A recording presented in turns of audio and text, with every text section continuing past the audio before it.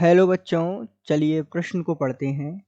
निम्नलिखित अणुओं में कार्बन परमाणु कौन से संकर कक्षक प्रयुक्त करते हैं? आपको दिया हुआ है CH3COOH अर्थात एसिटिक अम्ल।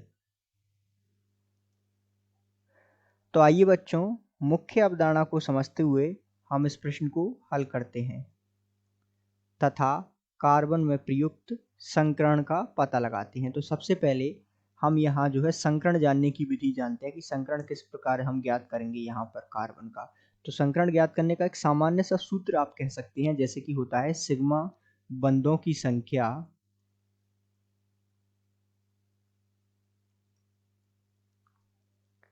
को जोड़ दीजिए आप एकाकी युग्मों की संख्या में, और उस हिसाब से एकाकी युग्मों की संख्या और उस हिसाब से जो है संकरण होता है। जैसे कि यहाँ देखते हैं कुछ उदाहरण संकरण में, यदि जो है ये जोड़ 2 आता है तो संकरण होता है sp, यदि ये 3 आता है तो संकरण होता है sp2, यदि ये 4 आता है तो संकरण होता है sp3, यदि ये 5 आता है तो संकरण होता है sp3d। इसी प्रकार ये क्रम चलता है, यदि ये 6 आता है तो संकरण होता है sp3d2, और यदि ये 7 आता है तो संकरण होता है sp3d3। तो इस प्रकार संकरण हम जो है निश्चित करते हैं। तो आइए इसमें देखते हैं इसका क्या होता है जोड़।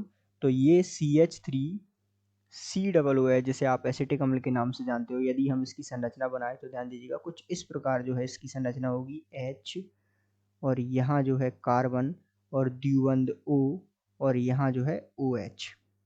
अब ध्यान दीजिएगा यदि इस कार्बन में हम सिग्मा बंध देखें, ये जो है सिग्मा बंध है, तो इस कार्बन में जो है इसके 4 सिग्मा बंध से जुड़ा हुआ है। तो 4 में हमने देखा संकरण क्या होता है, ध्यान दीजिएगा इसमें संकरण होता है sp3। तो 4 पर संकरण sp3 हो गया, अर्थात ये जो कार्बन है इसका संकरण हो गया sp3। इसी प्रकार इसमें ध्यान दीजिएगा एक सिग्मा बंध ये है, एक सिग्मा बंध ये है, और एक सिग्मा बंध इसमें और एक पाई है। द्विबंध में क्या होता है, एक सिग्मा और एक पाई होता है। तो 1, 2 और 3 सिग्मा बंध है। तो हम देखते हैं कि 3 सिग्मा बंध में क्या होता है, इस सारणी में हम देखते हैं तो 3 में होता है sp2। तो यहाँ जो है इस कार्बन का संकरण हो गया sp2। तो इस आधार पर जो है संकरण इस प्रकार हम निकाल सकते हैं और इस प्रश्न को आसानी से हल कर सकते हैं। तो आशा करते हैं आपको समझ आया होगा। धन्यवाद।